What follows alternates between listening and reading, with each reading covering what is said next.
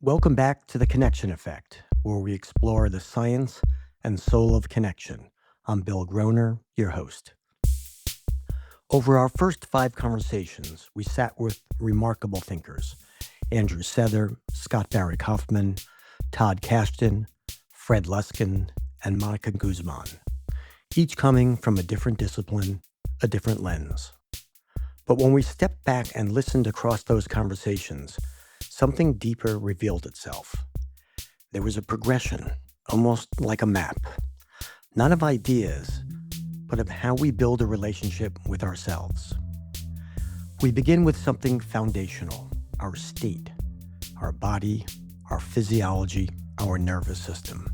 From there, we build a kind of internal structure, a sense of stability, safety, and self that allows us to stand on solid ground. And once that foundation is in place, something opens up. We can begin to grow, to explore, to pursue purpose, to move toward who we're becoming, with curiosity as the force that propels us forward. But of course, any real growth comes with challenge. So the question arises, how do we meet adversity without losing ourselves in it? And ultimately, how does all of this, how we relate to our own thoughts, emotions, and experiences, shape the way we show up with others? That's the journey of this episode. This is the first of 2 reflection episodes. Today, we're exploring what we might call the inner conditions for flourishing, what it means to truly connect to ourselves. Sahar is with me for this, and she'll guide us as we revisit a few moments from those earlier conversations and reflect on what they reveal about how we live, how we grow, and how we handle adversity, and how we can do all of that better. Sahar, let's dive in. Hi, Bill. Well, before we dive in, I want to make sure that we're all on the same page because there's a word that we're going to keep coming back to, and it's worth just naming what we mean when we say flourishing. So it's not just a feeling of, feeling good on a given day. It's more like living with meaning, with vitality, with the ability to show up well for ourselves and for the people around us. And what I noticed listening back to these early conversations is that flourishing doesn't start with some big philosophy. Sometimes it starts somewhere much more basic, like the state of our own physiology, our physical body and how it's functioning. And Andrew Sether really brought that home. So let's hear what he has to say. I mean, energy or excitement can often be confused with stress, right? A lot of people do say that, I don't feel anxiety. I don't feel stress that much. It doesn't mean your body's not experiencing stress. It doesn't mean that your physiology is not experiencing stress. It might not always be overt and be on the surface, but our body's absorbing that stress, and it might show up in different ways. It happens to all of us every day, everything that we do, even if it's just a mundane task. It might not be stressful per se, but you're putting stress on your physiology. Right? Think of your physiology like a bucket, right? And if just as your day goes and you're busy, you're collecting some sympathetic arousal. You're filling that bucket up. Eventually, that bucket's going to fill. And that's where you might now have a difficult interaction. You might have some negative thoughts start to appear. So managing just your physiology day to day, moment to moment even, goes a long way towards peak performance, but also general well-being. I love the analogy of the bucket because as we all live through our day, we have so many experiences where apparently, on reflection, we have a lot of stress. You're rushing through to get things done, there's not enough time. You're reading newspaper and you're reading news that makes you anxious or unhappy. You're dealing with the noise of life. You're dealing with cold temperature. If it's the winter, you may have an unpleasant interaction with somebody. And all throughout the day, these things are, now that Andrew makes me think about it, build that level of arousal, which could be a problem. Also, there's positive stress, so that, the excitement from challenge, getting deeply involved in something, engaging in music or art or a complex movie with themes that are, make you really reconsider your life or somebody else's life. And all those positives and negatives are all throughout the day increasing your level of arousal. So it absolutely makes sense that we would need some type of way to offload that stress. Because what's happening is your sympathetic nervous system is being engaged. Every time there's a stressor, you are engaged in some type of fight or flight arousal mechanism. Adrenaline is flowing, which can be very healthy. It helps you focus, but also creates an increase in your base state. And I think awareness of that is huge. I'm not so sure that we all are aware of our own internal elevated state. I think it's easier to see in other people. I have a friend who works hard, plays hard, but my gosh, when we're in the car and another driver will cut us off, he'll scream at them or he'll get an annoying phone call. He'll go, "What's going on next?" I mean, there's just this heightened state in response to what should be simple adversities. But because his system is elevated, he and many of us overreact to adverse stimuli. Some of it can be very simple. Yeah. So, Bill, in that episode, Andrew shared some kind of resolution, some things that we can do.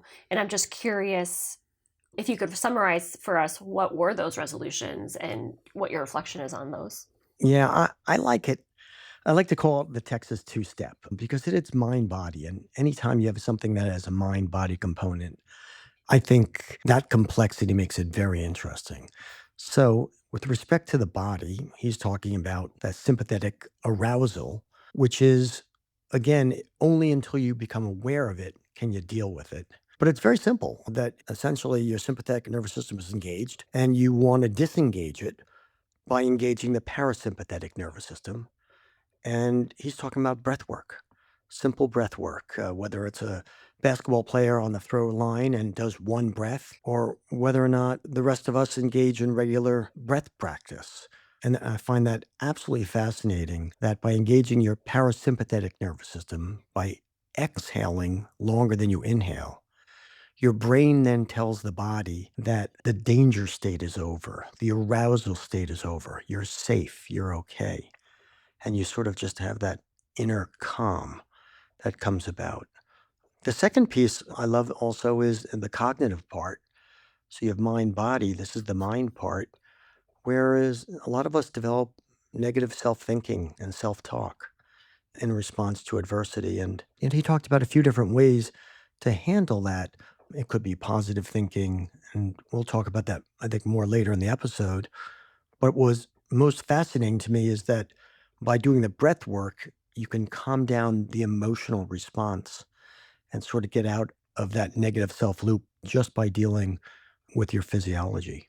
Bill, how practical do you think this is? What can we be doing? I've been practicing it a lot before this episode because I worked with Andrew a few years ago, and certainly ever since the episode. And if you look at the breathing aspect, you could look at it as prophylactically or in response to adversity.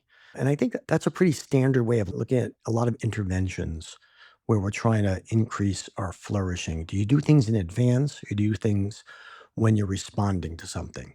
So in Mhm. advance, it's actually pretty easy if you can create a habit where you can do a breathing practice every day. When I worked with Andrew a few years ago, I had a breathing practice of about 18 to 20 minutes a day of breath work, and it was phenomenal. I think, what happens is that a lot of us don't continue those habits when things are going well.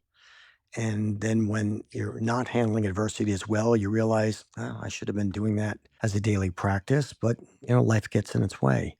So, the second way on a practical level is deal with it in response. And that is once you recognize, and I think just awareness of our emotional state and our cognitions is so critical. I think if there's one thing we can all get better at is just being connected to ourselves and being self-aware. But once you're aware that you have that heightened state, doing one or two breaths, as Andrew suggested, or a minute or two or 5 minutes, I think is profound. The real question is, what fits with each of us? How do we make these changes in our behavior. And I think that's what mystifies social scientists. Um, but I think the practicality depends upon the need and somebody's commitment to it. On the negative self thinking, boy, that's a lifetime practice, right? How do you deal with negative thoughts? How do you stop and prevent what they call negative loop? And certainly one way is by breath work can sort of bring down your arousal state. But other is self-affirming practices, realizing I've done this before, I can do this again. This is not a big deal. Or as Fred Luskin talked about, and we'll mention this in a little while, just letting this adversity go.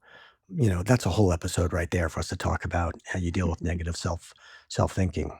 Yeah, absolutely. So, Andrew spoke to us about getting grounded in our bodies. And that's really the starting point. It's what makes everything else possible. And once we have that foundation, we can start asking bigger questions, not just how do we feel, but who are we becoming? And that's where Barry Kaufman takes us. He revisits something that most of us think we already know, Maslow's hierarchy of needs. Many people have heard of Maslow's hierarchy of needs, and I've seen it visually depicted as a pyramid with lower needs like safety, connection, self-esteem, underneath the highest need being self-actualization. And it turns out Maslow never drew a pyramid, first of all. And in his hierarchy of needs, he really made it clear that he was talking about how human development is a constant one step back, two step forward dynamic. You're constantly choosing growth, but fear can arise at any point. You have to overcome the fear response. I thought a better description of his theory of human needs, a better visual depiction, I should say, is of a sailboat. I think that metaphor of a sailboat works better because with a sailboat, there is no ultimate. You're constantly in the journey, in the sea, and the waves can come crashing down, and other boats can bump into you, and you also can try to raise the tide for everyone. And you have to know what port you're sailing to when you're sailing. You can't just wander aimlessly through life if you want to grow, if you want to reach anything. So yeah, the boat itself are the needs for self-esteem, connection, and safety, and the growth needs are represented by the sail that you open up when you're ready to move, not just be stable, but also grow, and that's exploration, love, and purpose.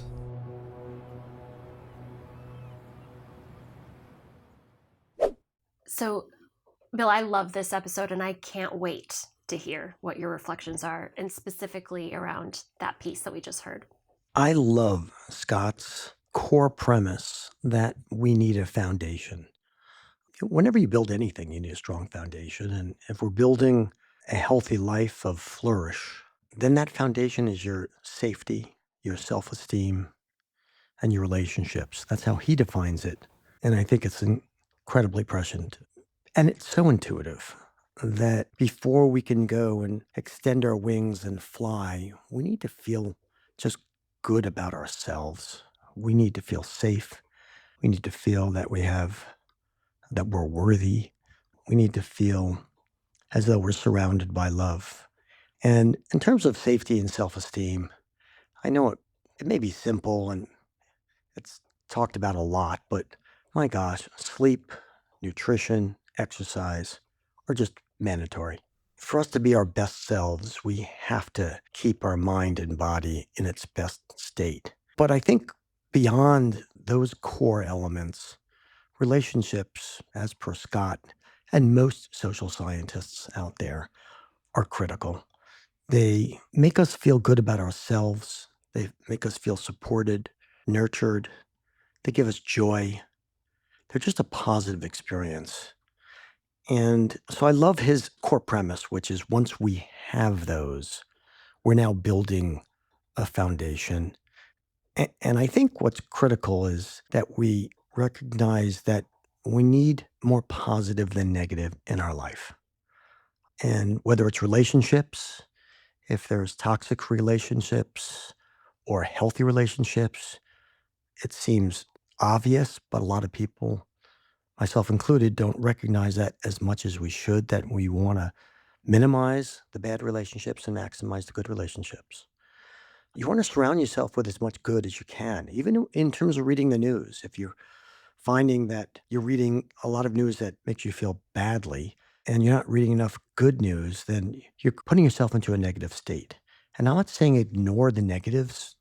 None of us want to be naive, but that doesn't mean you have to spend most of your time reading the hard details of things when just reading the caption on the first paragraph make you completely aware of what's happening. And I do think we have a lot of control over surrounding ourselves with more positive than negative. And again, that gives us that sort of foundation from which we can grow. Yeah, absolutely. Scott talks about growth needs, right? He names a few things like exploration and love and purpose.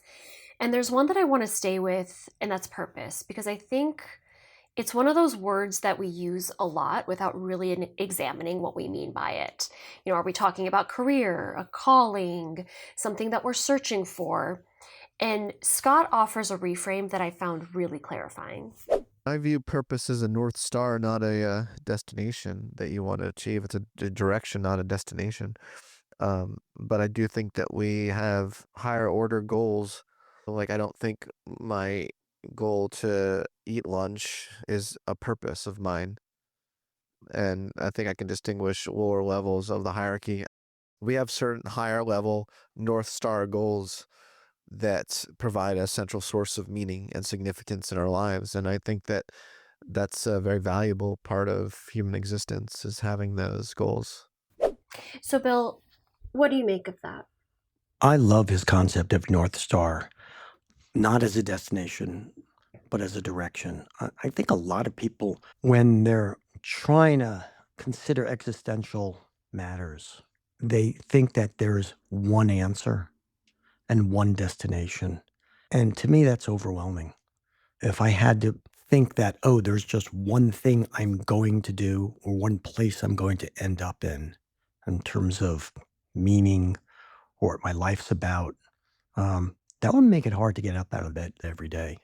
I like to look at what is the direction I want to move in. What are the things that make me feel good, that make me feel as though life has meaning, and move in that direction, knowing though that, boy, every step you move forward, it's a whole new circumstance and the direction might change. I think we all owe ourselves the latitude of knowing the lack of certainty of life.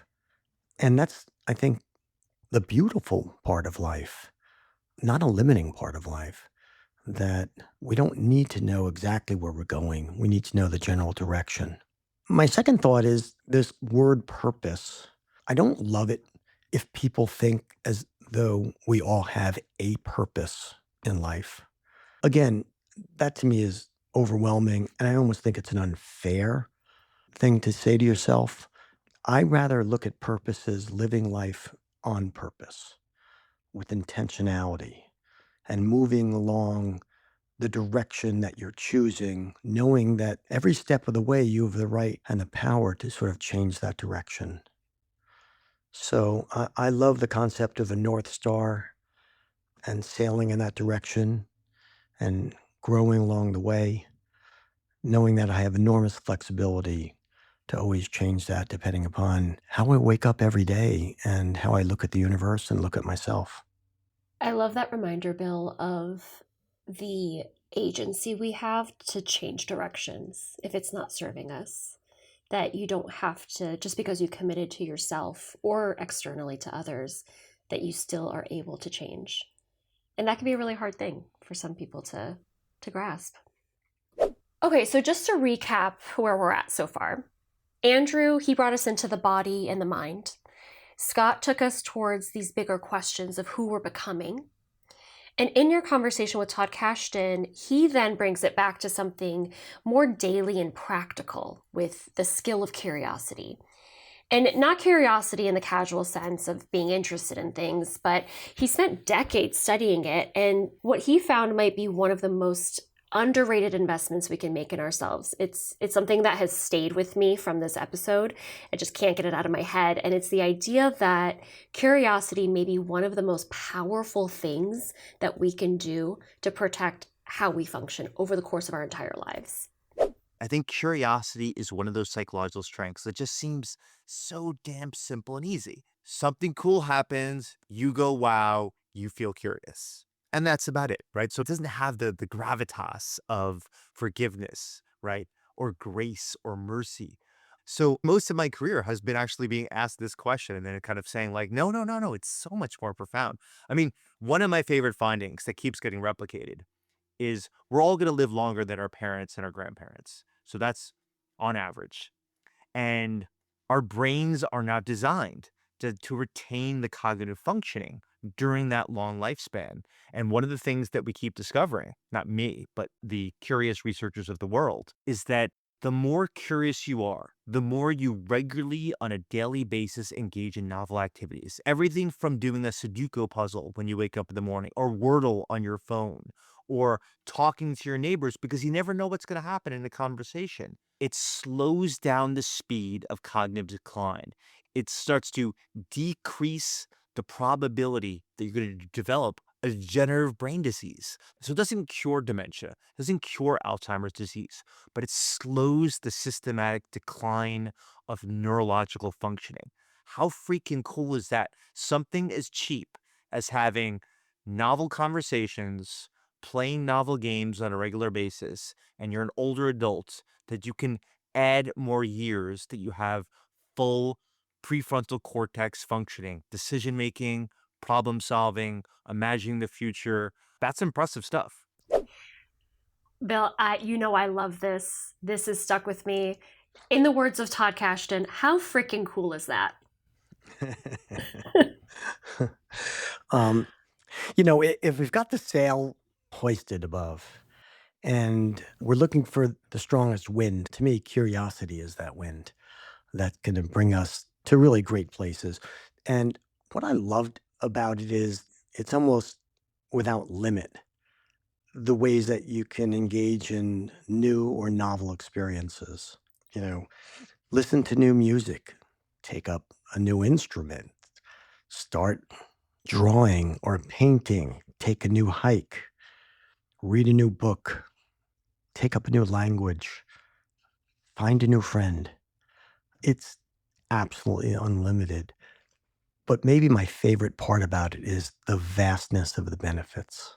If you engage in challenge and you fail, look how much you've learned about what you can do, what you can't do, the cost benefit analysis, what you would do differently next time, how you could succeed next time. Or if you engage in a challenge and you succeed, look how much growth that you've established there. You learn about yourself. You learn about the thing that you engaged with. It connects you to the community of folks who are also engaging in that. Or you can share an experience with a friend and enhance your relationship by engaging together in a new or novel experience. It provides joy and all the other positive emotions and the cognitive benefits, slowing the decline of neurological functioning. I mean, who knew? It's sort of crazy. I think we all know intuitively that curious people are generally more successful, but it's great from that episode to learn the dimensionality of curiosity and the complexity of it and the simplicity of it at the same time. And also curiosity for people who are different than you or who believe differently from you. And that's what we teach in our workshops is enormous. And we're talking about something that can help heal the dissonance in society. Curiosity for fellow man, I think, is top of the list. So, Bill, you mentioned not only the ways that we can connect to ourselves through curiosity, you've mentioned a few moments of connecting to others, and we're going to dive into that into our next summary episode for sure. But in terms of practicality, we talked about that previously with the breathing exercises and what Andrew talked about. What can we do here in terms of practical application in our lives? In terms of curiosity. Yes. You know, it's funny. I walk around um, as though I'm a visitor from another planet.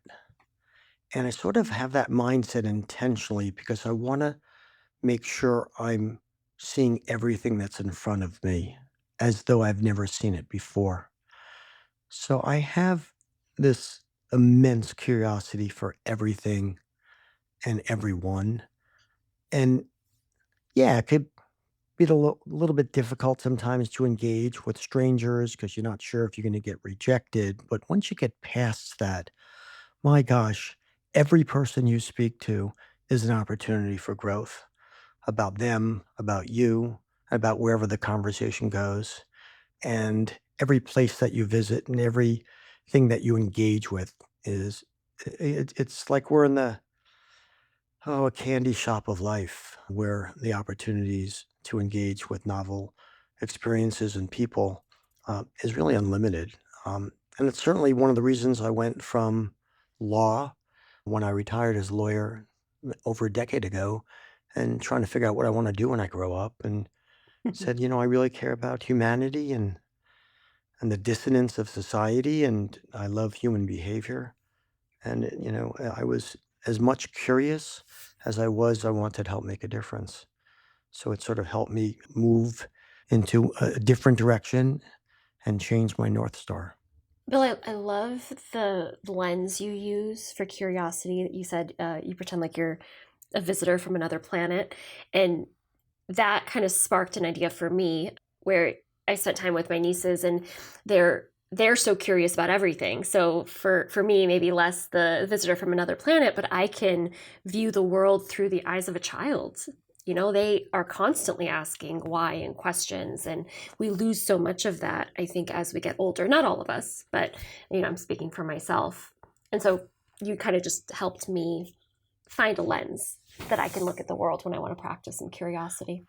Well, you know what I love about what you just said? I mean, that's cognitive empathy. I mean, a lot of people think empathy is feeling what another person feels, but cognitive empathy, that's emotional empathy. Cognitive Hmm. empathy is thinking what another person's thinking.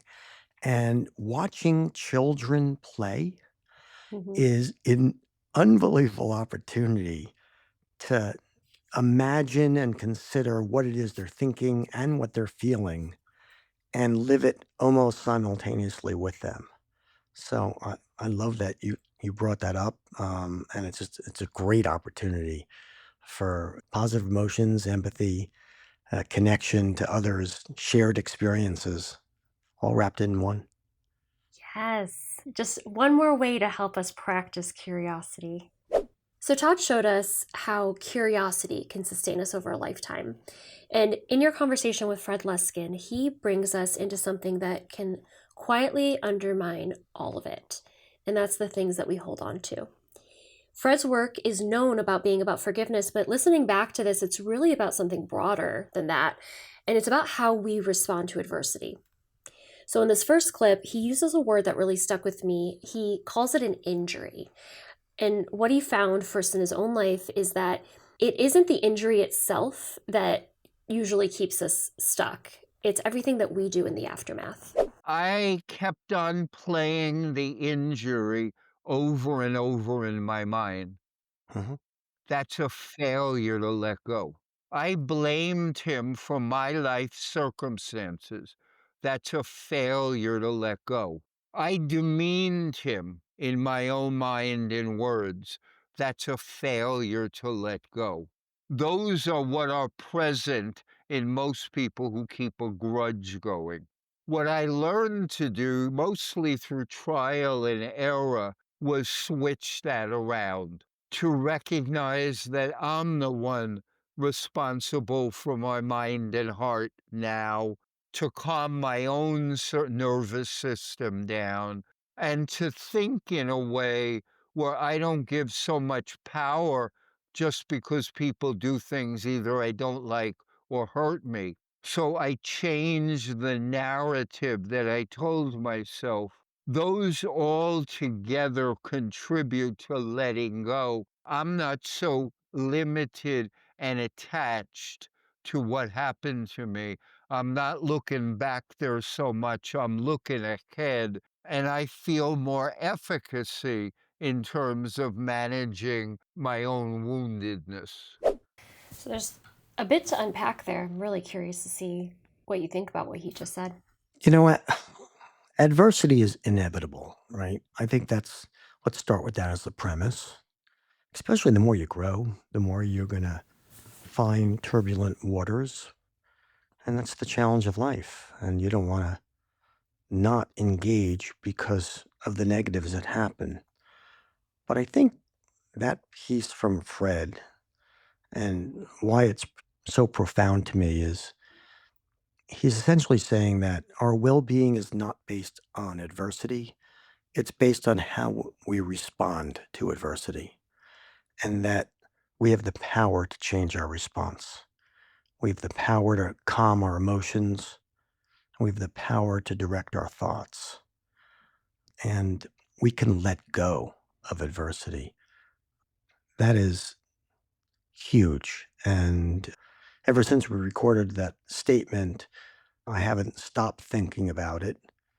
And I've gotten so many people who have listened to that, who have shared that, their own perspective and how profound those words are and the simplicity of it, but the complexity at the same time. Yeah, it's definitely a great example of easier said than done, I would say. Yeah, a lot of these things are. I mean, that's what they Yeah, are. They're simple to hear and much more complicated to incorporate. yeah. And something else that makes it hard to let go is something that Fred said is built into all of us, and it's our tendency to exaggerate the bad things and minimize the good. We, because of the negativity bias, we exaggerate the painful things that happen to us and minimize the positive things. Hmm. It's a existential weakness. So I realize, and this is before anybody had talked about the negativity bias, I realized that the people who came in to see me were misperceiving reality. They were seeing the bad that happened to them and ignoring the good. So I realized that unforgiveness was in part a dishonest take on life. During the period of grieving, it may be necessary because your nervous system is overwhelmed with change or loss or pain or vulnerability. Moving forward, though, that tunnel vision makes it impossible to see your own life clearly. You simply, I now believe, we lie about things. We exaggerate the bad and minimize the good. And Fred also talks about what he calls co creating our own misery. And that's the idea that we have a lot more power over our inner lives than we usually give ourselves credit for. When we started to teach, one of the simple statements that we oriented it around is stop giving your past or other people the power to ruin your day. So that's it in a nutshell, like right now, today, this week, I can hold on desperately to the fact that my mom wasn't very good, or I can open the window and see the sunshine. That's my choice. If I don't do that and I continue to argue or lament or blame about what happened 15 or 30 years ago, then I'm handing my power away to influence my life, to be happy, and even to control who runs around in my head. Power is the essential element of how people grasp this. I'm giving away my power. So, Bill, talk to us about what comes to mind when you hear these clips about the negativity bias and this concept of co creating our own misery. So there's positive thoughts and negative thoughts. There's positive emotions, there's negative emotions. And we all have both. And to me, at the end of the day, you want the healthiest possible ratio of positive to negative. The reason why you don't want to eliminate negative is from an evolutionary perspective, negative thoughts get your adrenaline flowing, they protect you, they marshal resources, they give you focus, they put you on alert because there may be danger. We don't ever want to get rid of that. The problem is that some negative thoughts you can act on and some you can't. And if you can act on it, then there's a real benefit. But if you can't act on it, then there's not much benefit to that negativity. In preparing for this conversation, I was thinking about two interactions I had recently.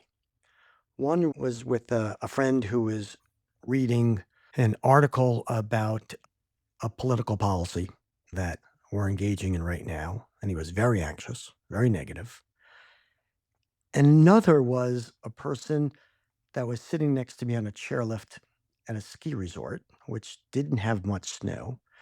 And below us, there were two slopes, one with snow and one without snow, because they made snow on one, and on the other, there just wasn't enough snow to cover it. And I'll take the last one first. The person sitting next to me, we're both looking at the slopes below us, and he pointed to the one without the snow, like, oh, look what's happening. At the same time, I was looking at the one with the snow and saying, wow, isn't it great during this climate, during this weather, that there's still some snow? That person, that negativity, that choice to look at that one slope was of no benefit to them.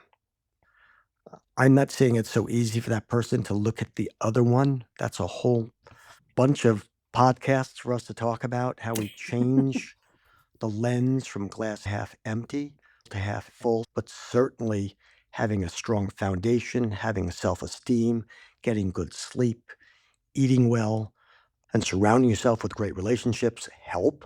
They're not the whole answer. Marty Seligman, the leader of our field of positive psychology, wrote the book Learned Optimism, and I can direct our listeners to that. But I'll go to the other person who read the article and felt very badly about a political policy. Well, that person, there's a negative, they were anxious and upset, but they can do things. I'm not saying they're going to change the political policy, but they can act on it. They can write their congressman. They could run for office. They can write op-ed pieces. They can have a voice. They can do something. So there, that negativity is something that you can at least do something with. What's interesting about Fred's comments is that his focus is on the power that we all have to consider the positive and not just the negative, to recognize we may have a negativity bias, but to recognize at the same point, we also have the power to look at the positive. And to me, one takeaway is just that agency and power we have to maybe slightly change the ratio in our day-to-day lives of positive to negative. Yeah, Bill, I appreciate you sharing that the goal is not to eliminate the negative. And to that end, we're not labeling positive emotions as good and negative emotions as bad, right? They both serve a purpose. And I think it's important to kind of level set that. And to your point, we absolutely could do one or many episodes on pessimism and optimism. But man, that story about you on the chairlift it just shows kind of the two sides of the coin. So I love that. All right. So as we start to bring this together, we have our episode with Mónica Guzmán and that wonderful conversation. And even though most of that was pointing us towards connection to others, there was one beautiful moment from the episode that feels like it belongs here in our conversation about connection to self. I believe that even when it seems impossible to have conversations with others, it's always possible to have conversations with ourselves. And then, in fact, it's always necessary. So even though we seem disconnected from others, we seem lonely, and we're burning bridges with other people, we are always with ourselves. Always. So that bond, that place where the work has to happen, is alive and well with everyone. That is possible at any moment, including this very second. I mean, talk about power, right? The power that we have. So I'm going to hand it over to you to respond to that clip. Yeah, I mean, she just makes the point we've been talking about, which is the power we have over our emotions, over our thoughts, to look at positive and not look at negative, to connect to ourselves, especially when we're dealing with adversity. And she foreshadows this control that we have over emotions and thoughts when you're talking to somebody that you disagree with. And that's going to be part of our next reflection episode, where we delve into the episodes that discuss enhancing our connection to others. So I look forward to that next episode when we talk about it. Me too. So, Bill, to wrap us up, when you step back and you hear all these voices together, Andrew, Scott, Todd, Fred, and Mónica, what do you think they're collectively saying about what it takes to connect with ourselves? What strikes me is this isn't one idea. It's a progression, a practice, a way of relating to ourselves that unfolds over time. First, it starts with awareness of our state, learning how to notice and regulate what's happening in our body and mind. It builds into creating a foundation, a stable foundation where we feel grounded enough. And from there, we move into growth, choosing curiosity, exploration, and purpose, not as destinations, but as directions. And then inevitably, we encounter adversity. And that's where the deeper work shows up.